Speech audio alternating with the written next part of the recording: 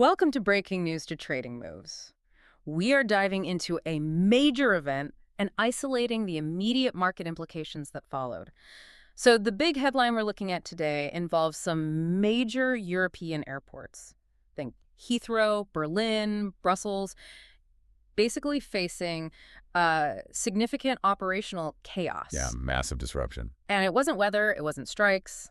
This was a cyber attack, a very specific one that, well, it knocked out the systems they use for checking passengers in and getting them onto flights. Caused huge cancellations, lots of delays, just general mayhem, really. Exactly. So for you, the listener, the interesting part is how the investment community reacted almost instantly. It gives a really clear picture of how this kind of failure shifts perceptions of, well, winners and losers. Our mission here is to figure out which companies got that immediate thumbs up from the market and which ones took the hit financially because of the security breakdown in aviation. Right, and just to give a bit of technical background, the attack was quite surgical. It wasn't like they took down everything. No, they went after a specific piece of software. It's called MUSE, or cMUSE, from Collins Aerospace. It handles the check-in and boarding process. Okay, so a critical system then. Absolutely critical. And because so many airports rely on it, when it went down, well, they had to switch to doing everything by hand. Paper tickets, manual checks. You can imagine. Wow, slow going. Incredibly slow. And it really exposed how dependent they are on this one system. Oh, and importantly, Collins Aerospace is owned by RTX. Ah, RTX. Okay, that makes sense. So that dependency, that exposure, that really sets the scene, doesn't it? It does. Because when you have a vulnerability like that, just laid bare for everyone to see, well, money starts moving fast, budgets get reallocated. Instantly. So let's talk about the stocks that actually saw some positive momentum from this. It feels like the reaction wasn't just a general, oh, security is important, was it? It was more like, we need to buy this specific thing right now. Precisely. Yeah. This wasn't some abstract risk assessment anymore. This was happening live, making headlines. And that tends to push budget requests that were maybe, planned for later in the year. Right to the top of the pile as emergency spending. So naturally, this provides a boost, an upward revision, really, for certain security companies. And it starts right where the attack hit the endpoint. Okay, so the endpoint, like the check-in kiosks or the computers the agents use. Right. If the attackers got in there, then endpoint detection and response, EDR, that becomes the top priority. Absolutely, yeah. You saw immediate interest in companies specializing right there at the device level.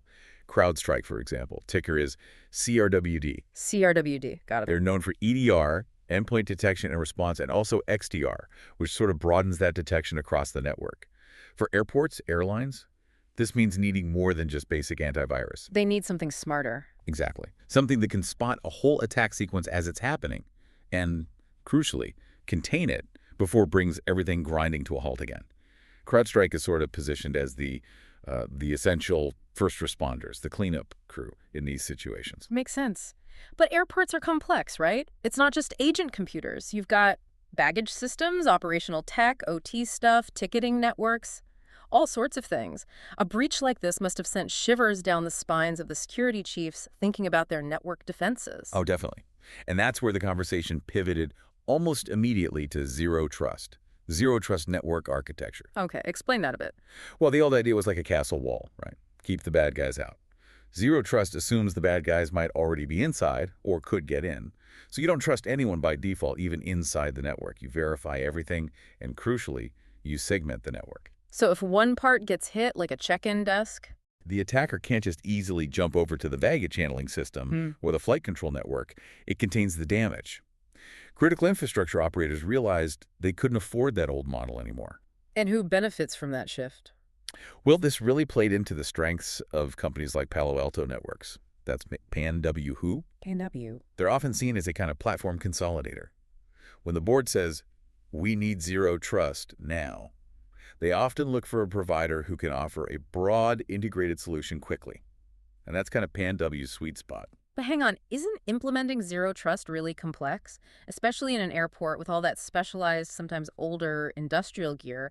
How fast can they really do that? Does that create an opening for others? That's a really sharp point, and it explains why another network security player also saw positive attention, Fortinet, ticker FTNT. Fortinet FTNT. Okay. So while Palo Alto Networks might be driving that big platform strategy, Fortinet is particularly strong in securing distributed environments like all those kiosks, ticket counters, ground crew offices you find spread across an airport.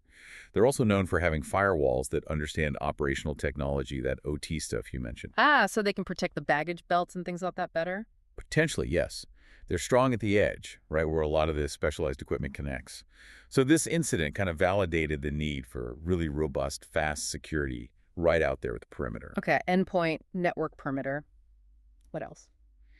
The attack must have also put a spotlight on the systems that face the public directly, like the airport websites or those check-in kiosks. They must be constant targets. Absolutely. Targets for denial of service attacks, trying to overwhelm them, or just trying to steal login details. And that brings Cloudflare into the picture. Ticker net. Cloudflare, net DDoS protection and TAP. DDoS protection is a big part of it, yeah. But also things like application level zero trust, securing access, basically making sure those public-facing websites and kiosks stay up, stay secure, even if there are problems deeper in the system, hardening that front door. And there's another angle, too, isn't there? The fact that the breach happened via a vendor, Collins Aerospace. That must make everyone nervous about third-party access. Hugely nervous. And that focuses attention squarely on identity management. Who has access to what? Which vendors can touch critical systems? This is where Okta saw a benefit. Ticker OKTA. Okta, OKTA, identity management. Right. Their services, like customer identity and access management, CIAM, and workforce identity, become really crucial for locking down that third-party access, making sure only the right people and the right vendors have the permissions they absolutely need and nothing more. They're kind of like the digital gatekeepers for the whole operational chain. Wow. Okay. So it really sounds like a sudden acceleration in spending across the board for cybersecurity companies. The definite catalyst, yes. But that money has to come from somewhere. And it often comes from the companies perceived to be, well, on the losing end of the situation. So let's shift gears. Who took the immediate hit? Well, you have to start with the owner of the system that failed. RTX. Exactly. RTX, ticker 3KLEX. As the owner of Collins Aerospace and that MUSE platform, they face hits on multiple fronts. It's not just the cost of fixing the software. No. What else? You've got potentially serious regulatory scrutiny, especially in the EU, big remediation costs. Then there are likely penalty fees they'll owe the airports because of service level agreements, SLAs. Ah, the contractual penalties. Right. But maybe the biggest hit, longer term, is the rebid risk. Meaning airports might look elsewhere next time? Precisely. Airport CIOs are now thinking very hard about the risk of relying on just one vendor for such a vital system. Resilience becomes the priority, maybe even over cost. They'll be pushed to diversify to have backups. That could be a structural drag on RTX's aviation business going forward. And that fear, that single vendor dependency fear, It probably spread, didn't it? Even to companies not directly involved in the specific hack. We definitely saw signs of that. Look at Sabre, ticker SEVR. Sabre SEVR, another big airline IT player. Right. They weren't implicated here, but the general sentiment towards airline and airport IT vendors got shaky. Investors likely figured that airlines might just pause any big new IT deals for a bit. While they rethink their whole strategy. Exactly. Reassess their tech stack, figure out how to reduce reliance on single points of failure, whether it's check-in systems or global distribution systems, GDS or whatever. So, yeah, some broader sector pressure. Okay, so vendors felt the heat. What about downstream? Travel companies? Yeah, the disruption flowed through pretty quickly. Take Booking Holdings, ticker BKNGR. Booking BKNG. Why them specifically? Well, the disruption was heavily centered on Europe, right? And that's a massive market for booking. All those canceled flights, people needing to rebook, that means higher customer service costs for them. And probably fewer new bookings being made while the chaos unfolds. Exactly. It puts pressure on their take rates, the commission they earn, and makes their marketing less efficient in the near term. Uncertainty isn't good for booking high-margin travel. Makes sense. And finally, we get to the airlines themselves. They didn't own the software that failed, but they were the ones dealing with the chaos on the ground. They bear the brunt of the operational fallout, absolutely. So analysts would likely look at airlines with significant exposure to the affected routes. For sure. Airlines with heavy transatlantic traffic flying into those affected European hubs. Think United Airlines, UAL, or Delta Airlines, DAL. UAL and DAL, what's the specific impact on them? It's all operational cost. The initial disruption causes schedules to go haywire. That means paying staff for manual processing, dealing with crews ending up in the wrong places, planes out of position. A logistical nightmare. Complete nightmare. It drives up cost per mile, hurts their unit revenue figures, and tanks their on-time performance metrics, which passengers watch closely. For them, it's a very expensive reminder that their own resilience is tied to their vendor's security. Okay, so let's try and sum up the immediate market reaction here. It seems like two clear dynamics emerged pretty quickly. On one hand, you had this sudden, urgent need for more cybersecurity spending across critical infrastructure. That boosted the outlook for security platform companies, endpoint specialists, perimeter defenders. Right, the security side saw a definite uplift. But on the other side, you had immediate, very real financial and operational pain.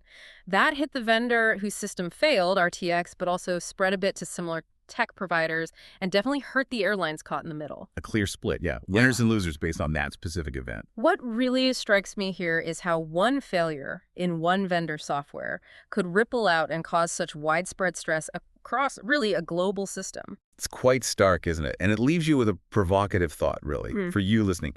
Consider this. When you see essential systems fail like this, causing this level of economic disruption, how bad does it have to get? How high does the cost of relying on a single vendor need to climb before regulators step in and say, enough, you must have redundancy, you must have multi-vendor solutions for these absolutely critical operational systems? That's definitely something to think about. Now, just a reminder for everyone, please remember that the information discussed here is based purely on the analysis and opinion of the authors of the source material. That's right. This is not financial advice or recommendation to buy or sell any security. You should always conduct your own research before making any investment decisions.